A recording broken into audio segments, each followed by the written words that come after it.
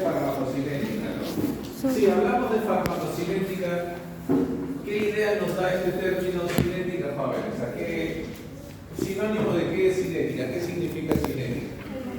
Movimiento, ¿no? Movimiento. Entonces, de forma sencilla, para que lo recordemos un poco más fácil, la farmacocinética se encarga de estudiar el movimiento que tiene el fármaco dentro del organismo del paciente. Es decir, una vez que el fármaco ingresa al organismo del paciente, cómo se libera, cómo se absorbe, cómo se distribuye hacia los tejidos y también cómo se lo transforma y cómo se elimina, ¿no? Por eso es que existe una mnemotecnia que me dice que la farmacocinética estudia el proceso LATME, ¿no? Es una mnemotecnia sencilla de recordar que me dice que la farmacocinética estudia el proceso LATME. Porque son las iniciales de los procesos en los que está involucrada la farmacocinética, ¿no? Va a estudiar la liberación, va a estudiar la absorción, va a estudiar la distribución, igualmente estudiará el metabolismo o biotransformación y finalmente la eliminación de los fármacos del organismo.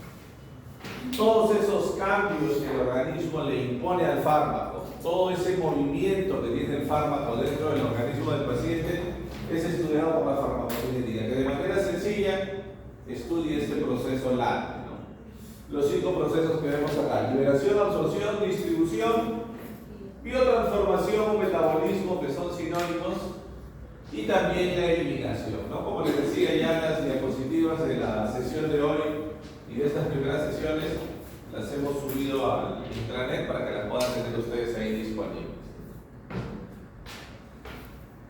Aquí de manera sencilla, en este gráfico, se resume un poco los procesos que vamos a ver nosotros de la farmacocinética. Imaginemos que administramos un fármaco por vía oral. Imaginemos que administramos una tableta, una cápsula.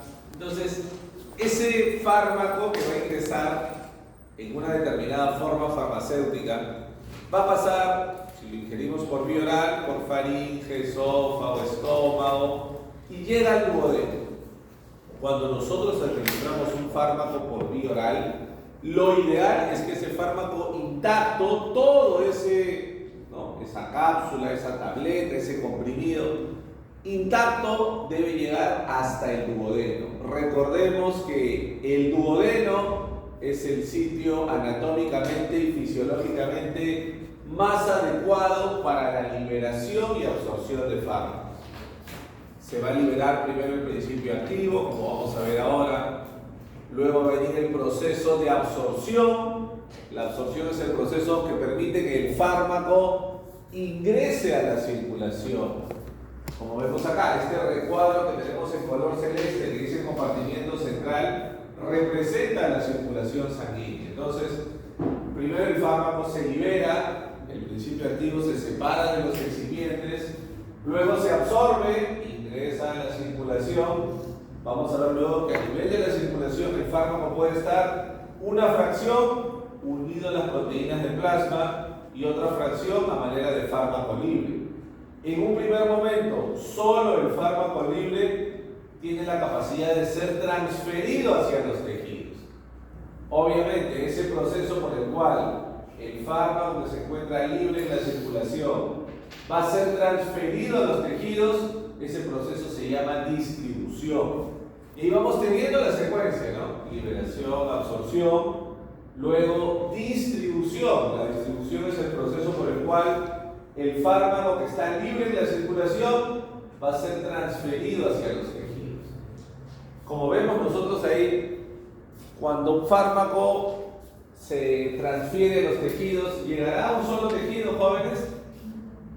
Si yo tengo un dolor pulpar porque tengo una caries profunda y tengo una pulpitis irreversible, ese analgésico antiinflamatorio que tomo, ¿se distribuirá solamente a la pulpa? Obviamente que no. No existe un fármaco que sea 100% selectivo. Todos los fármacos se van a distribuir a una gran cantidad de tejidos. Obviamente, lo que más nos interesa es su llegada al sitio de acción, donde yo deseo que actúe, donde yo deseo que alivie ese dolor, esa inflamación, o si fuera el caso de una infección, donde yo deseo que actúe y destruya la bacteria. Pero además de eso, el fármaco también se distribuye a otros lugares, algunos tejidos donde va a acumularse, donde va a depositarse.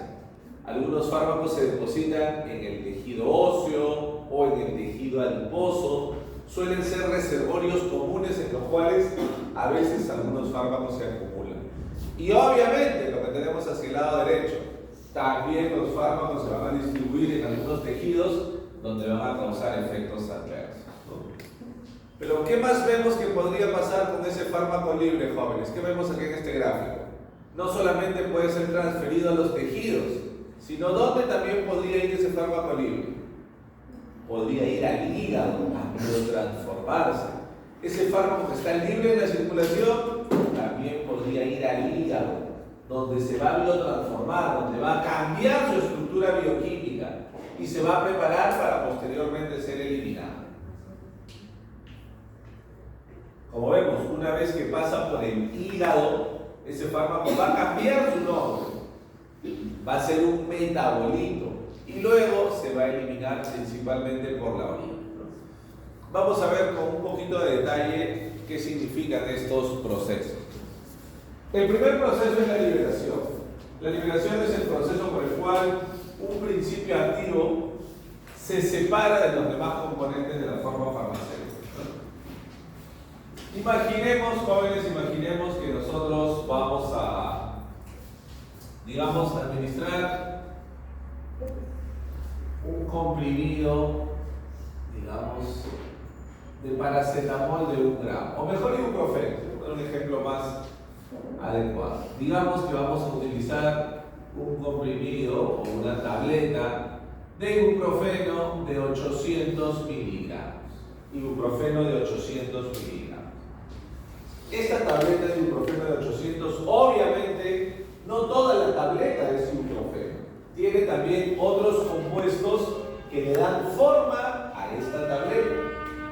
Va a tener algunos preservantes, va a tener por ahí algunos aglutinantes, si es un producto de buena calidad, tendrá también un promotor de absorción e incluso externamente, si es un producto de buena calidad, va a tener una cubierta entérica, ¿sí? Externamente tiene una cubierta entérica.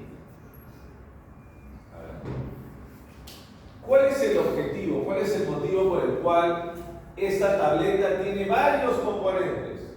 Preservantes, aglutinantes, promotores de absorción, que en conjunto estos componentes se llaman excipientes. Excipientes que van a acompañar al principio activo.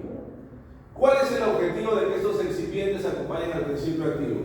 Que esa tableta que yo voy a consumir se mantenga intacta, que pase sin problema por faringe, esófago, estómago y que llegue al duodeno.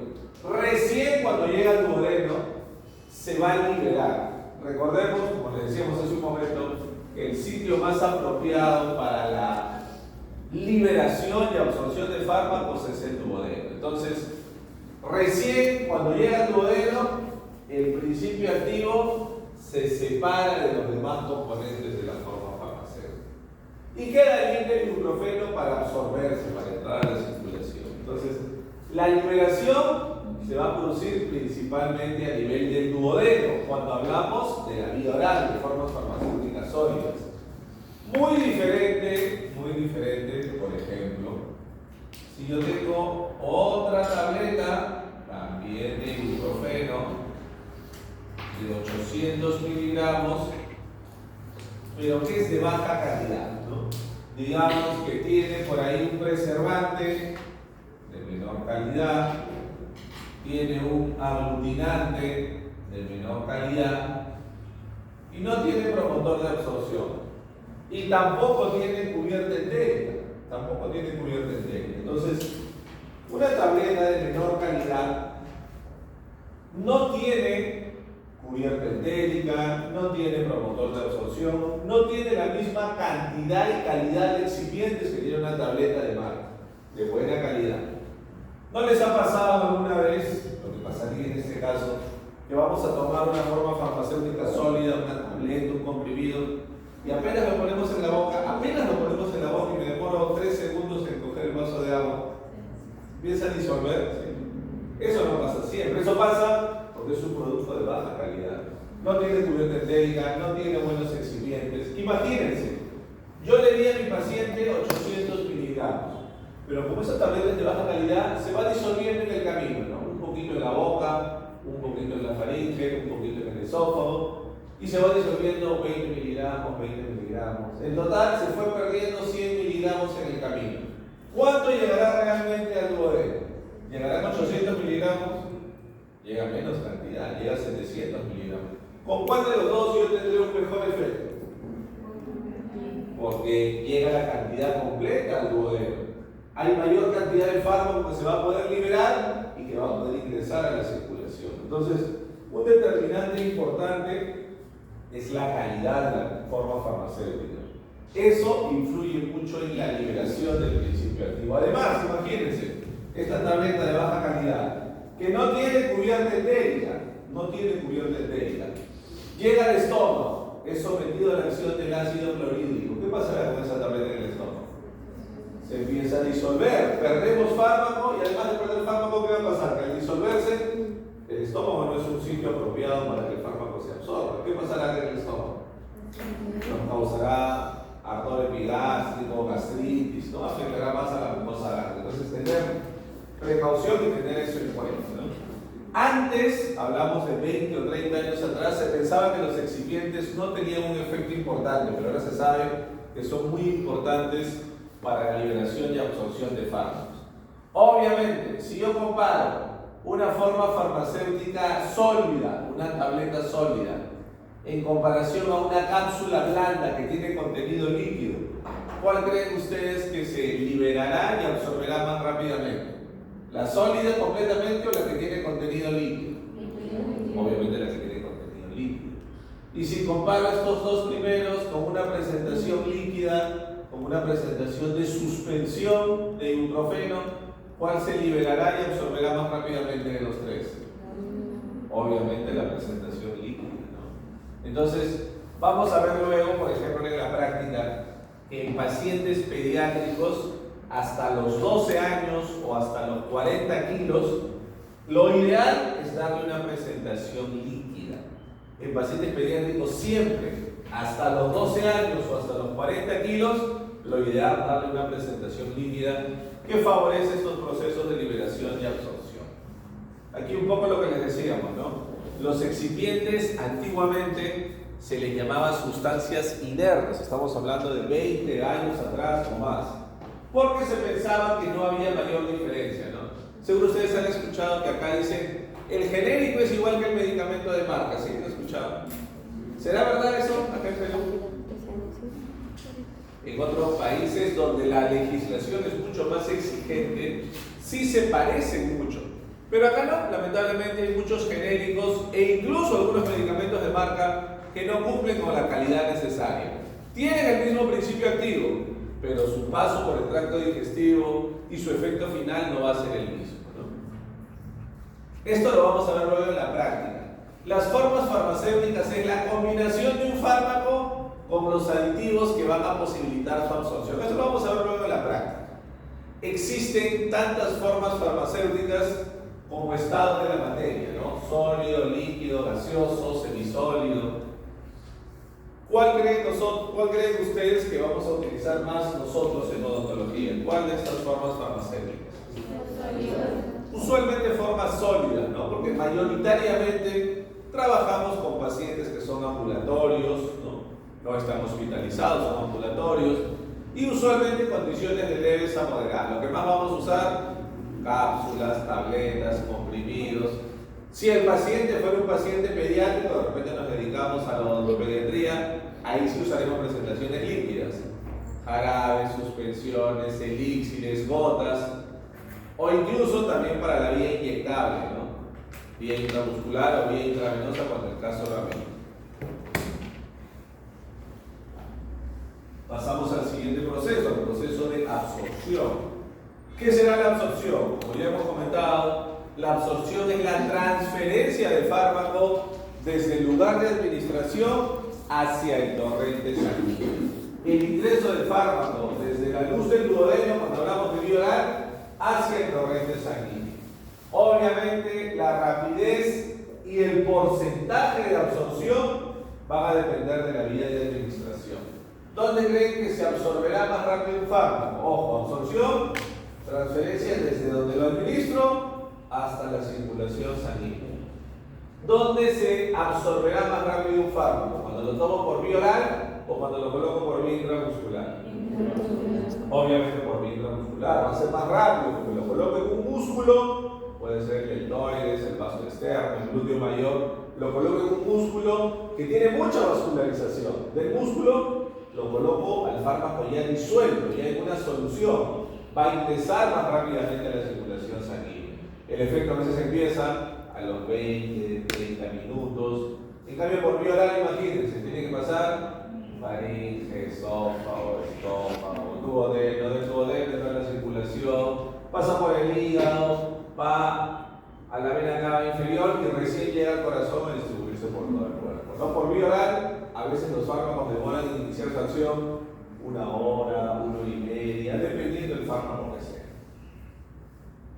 Y en relación a la magnitud, al grado de absorción, al porcentaje de absorción, ¿qué me conviene a mí? ¿Que un fármaco se absorba lo más cercano al 100% o que se absorba menos de 100%? ¿Qué me convendrá a mí? ¿Que se absorba 100% o que se absorba 50, 40%? Obviamente, lo ideal es que el fármaco se absorba a un valor alto, que ingrese a la circulación la mayor parte del fármaco que ha administrado, lo más cercano al 100%. Y ahí tenemos, por ejemplo, una pequeña lista como ejemplo de algunos antibióticos y su porcentaje de absorción oral. Entonces recordemos, para la absorción siempre es importante el porcentaje, saber qué tanto se absorbe. ¿Qué fármacos de esta pequeña lista, jóvenes, destacan? Empecemos por lo malo, ¿no? Destacan negativamente. ¿Qué fármacos destacan negativamente de esta pequeña lista? Ampicilina y eritromicina, ¿no? 35 a 50%. A ver, ¿por qué esto es importante? Imagínense una comparación sencilla, ¿no? Comparemos los dos primeros, amoxicilina y ampicilina, que son penicilinas del mismo grupo, aminopenicilinas. Imagínense, yo administro por un lado amoxicilina. Administro amoxicilina de 500 miligramos. Amoxicilina de buena calidad, digamos el producto original que es el nombre comercial Amoxil. Por vía oral, amoxicilina, el nombre comercial Amoxil, se absorbe hasta 90%. ¿Qué significa que se absorba 90%? Que de esos 500 miligramos, la cantidad que va a ingresar a la circulación será el 90% de 500, o sea, 450 miligramos. 450 miligramos van a ingresar a la circulación, el 90% de lo que yo administraba. En cambio, si yo administro ampicilina, la misma cantidad, en este caso una cápsula de 500 miligramos, nombre comercial original de ampicilina era Pembritin. También una ampicilina de buena calidad. Pero en el caso de la ampicilina, ¿cuál es lo máximo que se puede absorber la ampicilina? 50%. ¿Qué cantidad va a llegar realmente a la circulación? 250. Solamente 250 miligramos. A ver, ¿en cuál de los dos casos yo voy a tener mayor concentración plasmática de este antibiótico? ¿Con amoxicilina o con ampicilina? Obviamente con amoxicilina, porque mayor cantidad de fármaco ingresó a la circulación. Si mayor cantidad de fármaco ingresa a la circulación, también mayor cantidad de fármaco va a poder ser transferido a los tejidos. ¿En cuál de los dos casos podré destruir más fácilmente a las bacterias? Obviamente con amoxicilina, porque hemos alcanzado mayor nivel de concentración y al haber mayor cantidad de antibiótico podemos destruir más fácilmente la bacteria. ¿Se entiende, jóvenes? Entonces, esto va a depender de características intrínsecas propias de cada fármaco. Es por eso que por vía oral, si yo comparo amoxicilina y ampicilina, obviamente la amoxicilina le saca muchísima ventaja, ¿no? Por vía parenteral, cuando es vía intravenosa, ahí son muy parecidos. Pero por vía oral, la amoxicilina saca una gran ventaja, ¿no? A ver, otro dato importante, jóvenes, es que hay que tener en cuenta que algunos fármacos se pueden administrar con alimentos y algunos fármacos no se pueden administrar con alimentos. Por ejemplo, de esta pequeña lista de 6 antibióticos que tenemos acá, solamente hay 2, amoxicilina y clindamicina, que sí se pueden usar con el estómago lleno, que se pueden administrar en presencia de alimentos en el estómago. A pesar de usarlos en presencia de alimentos en el estómago, siempre van a mantener ese alto porcentaje de absorción. 75 a 90% para amoxicilina y 80 a 90% para clindamicina. Se absorben muy bien, incluso en presencia de alimentos. Muy diferente a los otros que vemos acá. Los otros antibióticos que vemos disminuyen su absorción en presencia de alimentos. Imagínense la ampicilina que acabamos de ver. Normalmente se absorbe entre 35 y 50%. Pero si yo la consumo con el estómago lleno, se absorberá incluso menos del 35%, disminuyendo todavía más su actividad. Por ejemplo, cefalexina. Tiene una excelente absorción cefalexina, una cefalosporina de primera generación, de 80 a 95%, pero eso es con el estómago vacío. Si yo la administro con el estómago lleno, se podrá absorber 80% o menos de 80%. Entonces, ¿qué podríamos hacer, jóvenes? Digamos que yo quiero usar cefalexina, porque es un excelente antibiótico. Quiero llegar a este nivel. Pero yo sé que si lo doy con el estómago lleno, va a disminuir su absorción. ¿Qué podríamos hacer? ¿Qué se les ocurre que podríamos hacer? Dejar de comer, ¿qué podríamos hacer? Separarlo de los alimentos, ¿no? Normalmente cuando un fármaco se necesita separar de los alimentos, lo que se hace es administrarlo 1 hora antes o 2 horas después de los alimentos. Si yo sé que algunos medicamentos quiero alcanzar el máximo nivel de absorción, quiero evitar que interactúen con los alimentos, preferible 1 hora antes o 2 horas después de los alimentos. ¿Ok? Entonces, tener eso claro que lo vamos a ir viendo luego para cada grupo de fármacos que revisemos.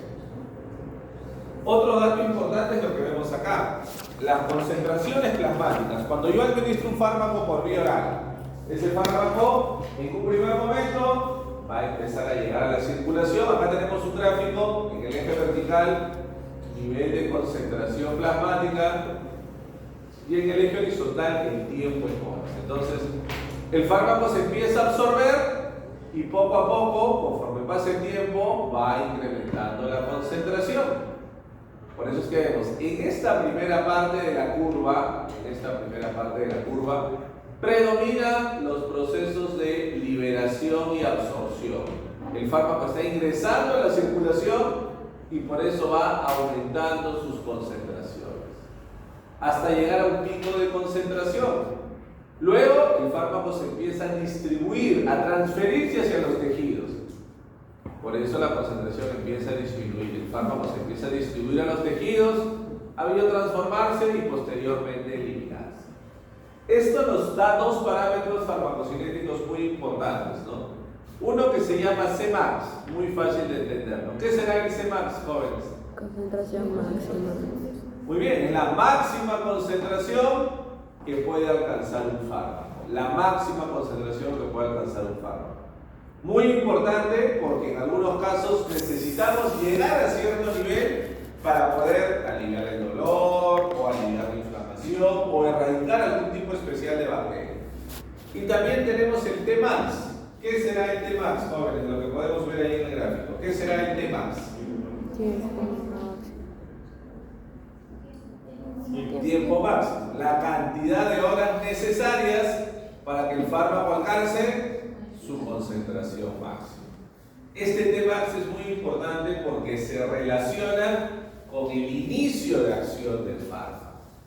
Cuando el fármaco está en su máxima concentración, llegó al pico de concentración en el plasma, se empieza a distribuir de manera activa a los tejidos. Entonces, este Tmax se relaciona mucho con el inicio de acción del fármaco. El fármaco va a empezar a ejercer su actividad. Vemos el tercer proceso. El tercer proceso es la distribución. La distribución, como lo hemos visto, es aquel proceso por el cual el fármaco que ya está en la circulación va a ser transferido hacia los tejidos, ¿no? Ese proceso se llama distribución. Recordemos que en un primer momento solo se distribuyen los fármacos que están en forma libre. Porque recordemos lo que veíamos hace un momento, ¿no? Cuando el fármaco llega a la circulación, ¿se acuerdan? El fármaco ingresa a la circulación, creo que lo tenemos aquí más allá. Acuérdense, cuando el fármaco ingresa a la circulación, una parte se une a las proteínas plasmáticas y otra parte se queda en forma de fármaco libre. Esas partes son complementarias, ¿no? Digamos que hablamos de amoxicilina, para seguir con el mismo ejemplo. Digamos que estamos hablando de amoxicilina. Cuando la amoxicilina llega a la circulación, un determinado porcentaje se une a las proteínas plasmáticas. Así se llama ese parámetro, unión a proteínas plasmáticas. Eso es muy variable. Unos fármacos se van a unir 5%, 10%, 15%, otros 70, 80%. Eso varía para cada fármaco. Para el caso de la amoxicilina, la unión a proteínas plasmáticas es aproximadamente un 25%. Obviamente, si 25% se unen a las proteínas plasmáticas, ¿cuál será la fracción que se encuentra libre? ¿Qué cantidad de amoxicilina estará libre en la circulación? Obviamente la fracción complementaria, 75%. Entonces, siempre va a pasar eso. Todo fármaco que llega a la circulación, un porcentaje se une, lo cual es muy variable. Algunos se unen muy poquito, algunos se unen de forma moderada, algunos se unen 96, 97%. Y el restante es el porcentaje que quede de forma libre. En un primer momento, como ven acá, solo el fármaco libre tiene la capacidad de ser transferido a los tejidos. Después que el fármaco libre fue transferido a los tejidos, ¿qué va a suceder? Que este fármaco unido poco a poco se va a ir liberando para también ser transferido a los tejidos. Dato importante que está en la diapositiva previa, ¿no? Dice, el fármaco se va a unir a las proteínas del plasma. ¿Cuál es la proteína más abundante en el plasma, jóvenes? ¿Cuál es la proteína que tenemos en mayor concentración a nivel plasmático? ¿Perdón? ¿Cuál? Sin miedo, sin miedo. Mejor opinar y equivocarse que no decir nada. La albúmina, ¿no? La proteína más abundante es la albúmina. Entonces, los fármacos se van a unir mayoritariamente a la albúmina. Cuando llegan a la circulación, la principal proteína en la cual se van a unir los fármacos es la albúmina. Recordemos, formalmente hay dos proteínas, ¿no? Hay una que se llama, la más importante, que es la albúmina, y la otra que es, un nombre más complejo, la glicoproteína alfa-1-ácido. Glicoproteína alfa-1-ácido. ¿Sí?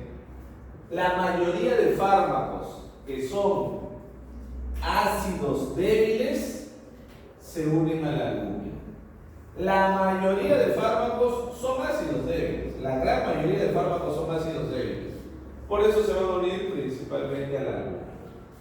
Solamente algunos pocos fármacos que son bases débiles se unen a la glicoproteína alfa-1-ácido. Entonces recordad, la proteína más importante que sirve para la unión de fármacos a nivel plasmático es la albúmina, ¿no? Cuantitativamente la más importante es la albúmina.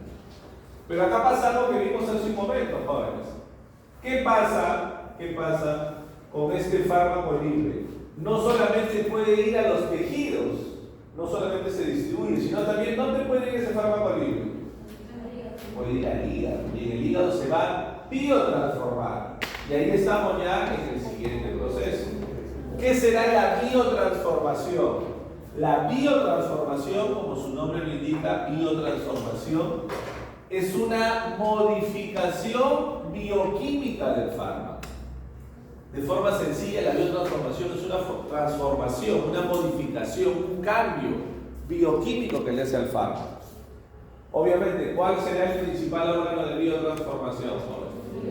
El hígado, ¿no? El hígado es el principal órgano de biotransformación, el más importante. Entonces recordemos, ¿no? Modificación bioquímica del fármaco, que sucede principalmente en el hígado, por una serie de reacciones enzimáticas, ¿no? Como les decíamos también hace un momento, cuando el fármaco ingresa al hígado, y sufre esta biotransformación, ya sale cambiado, sale modificado, su estructura bioquímica ha cambiado, convirtiéndose en un metabolito. ¿Sí? A ver, académicamente tenemos dos tipos de reacciones de biotransformación. Académicamente se les ha puesto fase 1 y fase 2 de la biotransformación de fármacos. Fase 1 y fase 2. A ver, dentro de la fase 1, como ven ustedes, en la fase 1 puede haber oxidación, reducción e hidrólisis. Dentro de la fase 1, la reacción más importante en la fase 1 es la reacción de oxidación. Cuantitativamente es la reacción más importante de la fase 1, la reacción de oxidación, que va a ser producida por un grupo de enzimas que van a encontrar más adelante cuando describamos muchos fármacos, enzimas del citocromo P450. Enzimas del citocromo P450. El citocromo P450 es el principal encargado de este tipo de reacciones de oxidación. Hay una familia muy grande de enzimas, un grupo muy grande de enzimas. Hay hasta 8 familias distintas, con subfamilias y muchas enzimas individuales. Hay una en particular que es la más importante para nosotros, que es el CYP3A4. Así se llama, CYP3A4. ¿Qué significa este CYP3A4? Que es la enzima más importante para la biotransformación de fármacos, que es una enzima que pertenece a este grupo de citocromo P450, pertenece a la familia 3, a la subfamilia A, y es la enzima individual número 4. Así como esta, hay muchas otras enzimas. Hay, por ejemplo, CYP2C9 o CYP1D3, y así muchísimos. Hay, como les decíamos, hasta 8 familias distintas. La más importante es la de la familia 3, subfamilia A y enzima individual número 4. ¿Se entiende, jóvenes? ¿Se entiende? Sí. Y dentro de la fase 2 hay otras reacciones distintas, lo que se conoce como reacciones de conjugación. Al fármaco original que ingresa al organismo se le van a agregar grupos laterales, se le cambia la estructura para prepararlo para que posteriormente sea eliminado. Recordemos que en general el objetivo macro, el objetivo general de la biotransformación es preparar al fármaco para que posteriormente sea expulsado, sea eliminado del organismo. Dentro de las reacciones de fase 2, la más importante es la conjugación con ácido glucurónico. Así se llama. Conjugación con ácido glucurónico. Hay muchas reacciones de conjugación, con ácido glucurónico, con glutatio, con sulfato, muchas reacciones de conjugación, pero la más importante es la conjugación con ácido glucurónico. Ojo, les decíamos al inicio, esto de fase 1 y fase 2 es algo académico, es algo nominal. No significa que todos los fármacos tienen que pasar fase 1, fase 2 y luego eliminarse. No. Es cierto que la mayoría de fármacos, la mayoría, va a pasar fase 1, va a pasar fase 2 y luego se va a eliminar la mayoría de fármacos, pero no todos. Habrá algunos fármacos que solamente pasen fase 1 y luego de la fase 1 van a eliminarse. Hay fármacos que no pasan fase 1, pasan directamente a la fase 2 y luego van a eliminarse. Y también hay fármacos que no pasan por ninguna fase. Hay fármacos que no se metabolizan en el hígado. Ingresan a la circulación, van a los tejidos, ejercen su actividad en los tejidos, regresan a la circulación y de frente van a los riñones a eliminarse con la orina. Entonces hay de todo. Hay fármacos que también no pasan por ninguna reacción de biotransformación. A ver, esto de la biotransformación, habiendo visto esta primera parte, jóvenes, nos ayuda a entender algo especial que pasa en la vía oral. Se nos alcanza todavía, tenemos 15 minutos. Nos ayuda a entender algo importante que pasa en la vía oral. Imagínense ustedes que administramos un fármaco por vía oral. El mismo ejemplo que pusimos hace un momento, ¿no? Imagínense. Administramos ibuprofeno de 800 miligramos. 800 miligramos de ibuprofeno. Imagínense, lo administramos por vía oral. ¿No? Vía oral. Tiene que pasar, va a pasar faringe, esófago, va a pasar por el estómago y recién cuando llega al duodeno se va a absorber, ¿sí? Recién cuando llega al duodeno se va a absorber. ¿Qué va a suceder para seguir toda la secuencia? Imagínense ustedes, llega al duodeno, si es ibuprofeno se absorbe aproximadamente un 90%, entonces 90% de este ibuprofeno va a ser el porcentaje de absorción oral. Llega al duodeno, el ibuprofeno se libera y está listo para absorberse. ¿Cuánto se absorbe el ibuprofeno? Hasta un 90%. ¿Qué va a pasar? La absorción, como hemos visto, es la transferencia del fármaco hacia la circulación, el ingreso del fármaco a la circulación. Pero si nosotros recordamos, a nivel del duodeno, ¿cómo se produce el drenaje venoso del duodeno? ¿Cuáles son las venas que van a salir del duodeno y hacer que el fármaco ingrese a la circulación? ¿Se acuerdan de la anatomía en general? El drenaje venoso del duodeno. ¿Cuáles son las venas que drenan al duodeno? Esa primera porción del intestino delgado. ¿Se acuerdan de un grupo de venas muy conocidos? ¿Sí? ¿Se acuerdan? El drenaje venoso del duodeno lo dan las venas del sistema porta. ¿Se acuerdan? Las venas del sistema porta. Entonces, estas venas del sistema porta, ¿qué van a hacer? Que el fármaco ingrese a la circulación, pero lo llevan primero. ¿Dónde lo llevan primero? Al hígado. Lo llevan primero al hígado. Entonces, el ibuprofeno ya ingresó a la circulación, 90% se absorbió, pero las venas del sistema porta lo llevan primero al hígado. ¿Qué va a pasar en el hígado? ¿Qué hemos dicho que sucede en el hígado, jóvenes? El hígado es el principal órgano de biotransformación, puede modificar bioquímicamente a la mayoría de fármacos y va a hacer que vayan perdiendo su actividad. Para el caso del ibuprofeno, el hígado en ese primer momento va a inactivar al 10% del fármaco.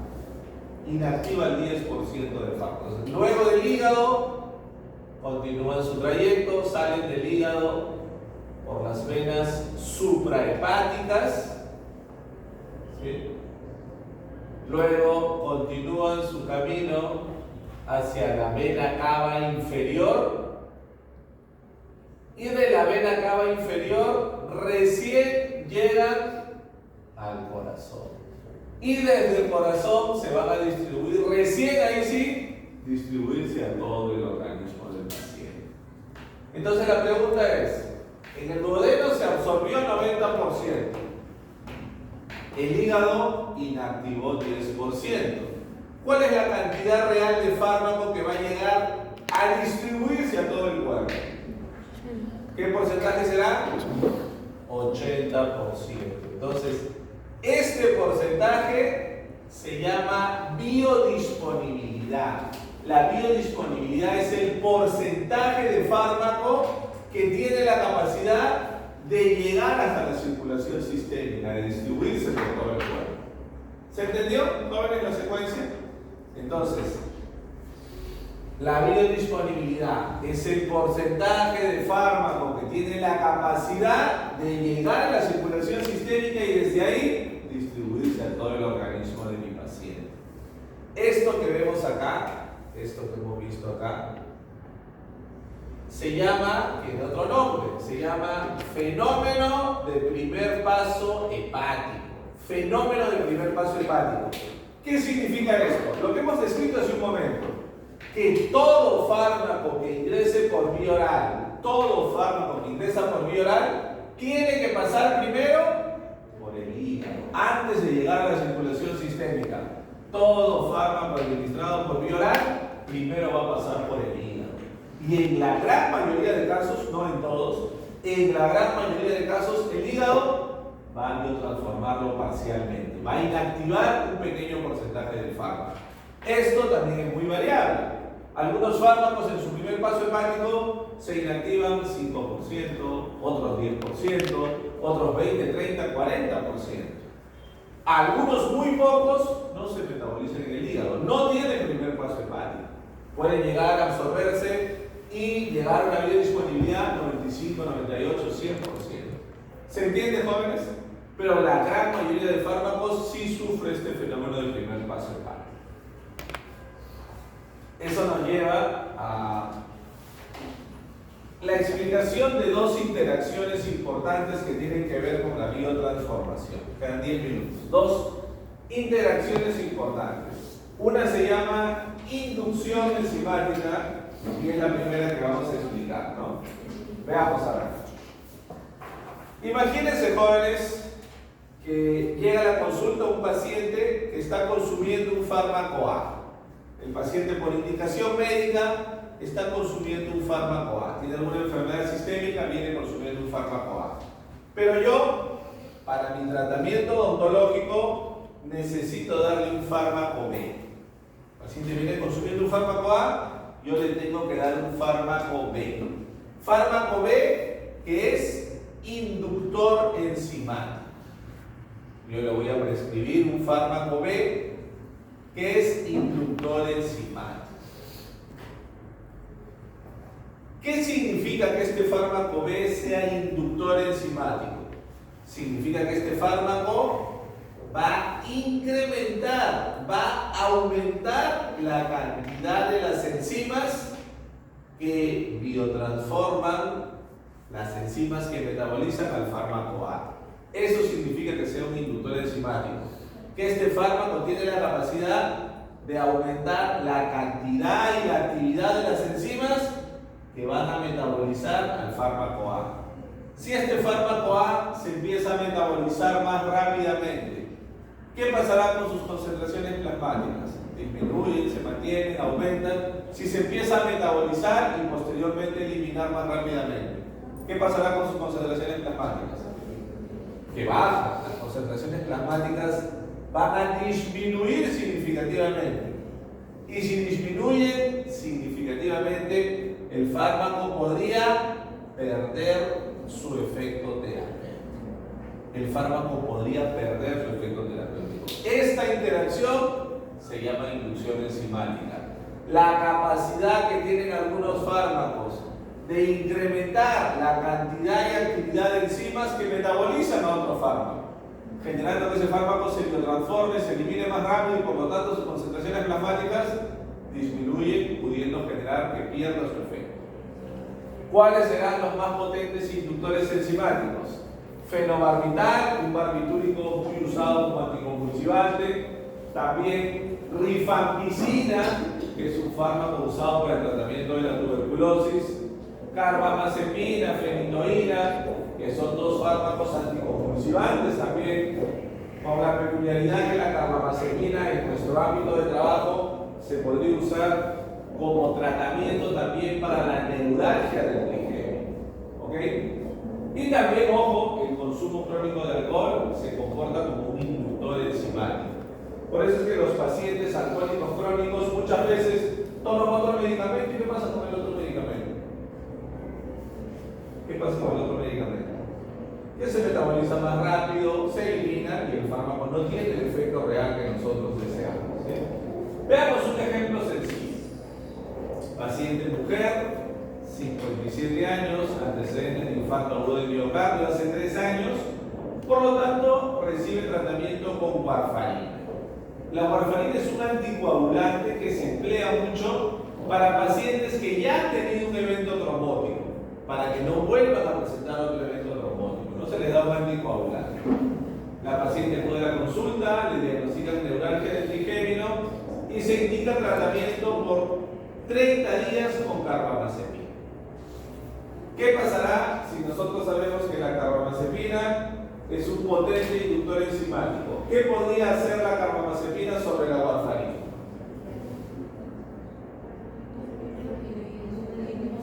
Aumentar su metabolismo, acelerar la cantidad y actividad de enzimas que van a transformar la warfarina. ¿Y qué pasará con la warfarina? Que disminuye su actividad. ¿Y qué puede pasar si la warfarina pierde su actividad? Si pierde su efecto terapéutico, ¿qué podría pasar? Que el paciente vuelve a tener otro evento trombótico, otro infarto, accidente cerebrovascular o cualquier tipo de trombosis. Entonces, mucho cuidado, porque los inductores enzimáticos pueden hacer que otros fármacos pierdan su efecto y poner al paciente en riesgo. Obviamente, así como hay inducción enzimática, también hay inhibición enzimática. No tenemos que pisar, pero bueno. También vamos a levantar esto ya para. Igual pueden ver ustedes.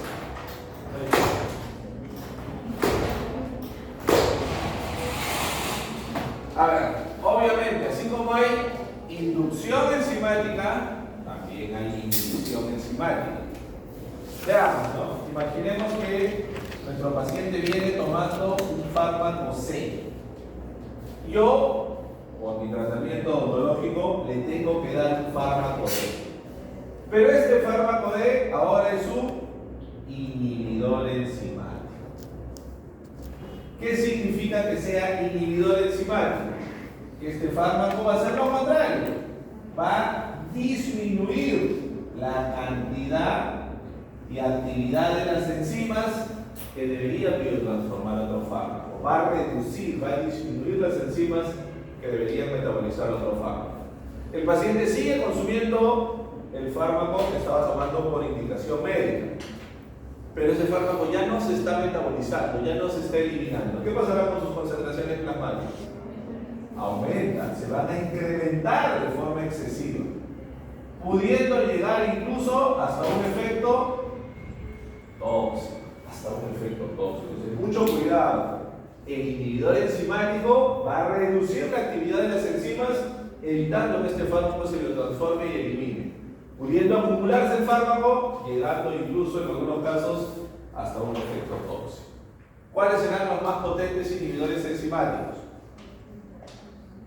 Eritromicina, un antibiótico muy conocido, muy antiguo ya, pero conocido. Ketoconazol, un antimicótico también bastante conocido. Metronidazol, un antibiótico muy útil en nuestra especialidad. Doxiciclina, una tetraciclina que usamos en infecciones periodontales. Y el consumo agudo de alcohol.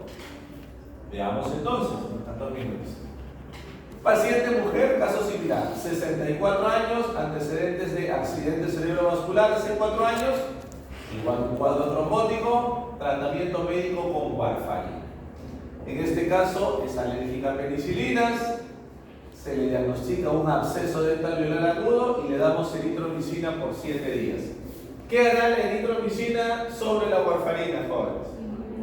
Inhibe su metabolismo, inhibe su eliminación. ¿Qué pasará con la warfarina si el paciente sigue tomando todos los días? Que aumenta sus concentraciones plasmáticas. ¿Y qué pasa si tenemos demasiada concentración plasmática de un anticoagulante?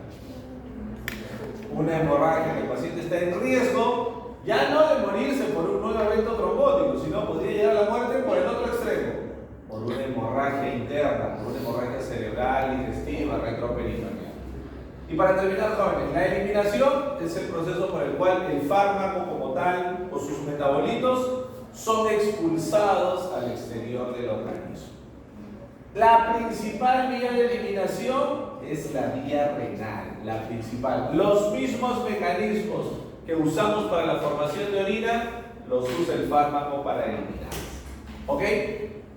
En importancia, ¿cuál es la vía principal de eliminación? La vía renal. Los anestésicos locales se eliminan por vía renal. Los antiinflamatorios no esteroideos que usamos para el manejo del dolor e inflamación, ibuprofeno, diclofenaco, naproxeno, se eliminan por vía renal. Penicilinas y cefalosporinas, antibióticos de primera línea, se eliminan por vía renal. La gran mayoría de fármacos se eliminan por vía renal. Solamente algunos pocos se eliminan por vía biliar, debido a su estructura química. Hay fármacos que tienen estructuras químicas muy complejas y se eliminan principalmente por vía biliar. Por ejemplo, la acitromicina, la claritromicina, la clindamicina, entre otros que veremos más adelante. Muy bien, jóvenes, terminamos con la teoría. Nos vemos, por favor, en 5 minutos en el laboratorio. Sí, nos vemos en 5 minutos en el laboratorio.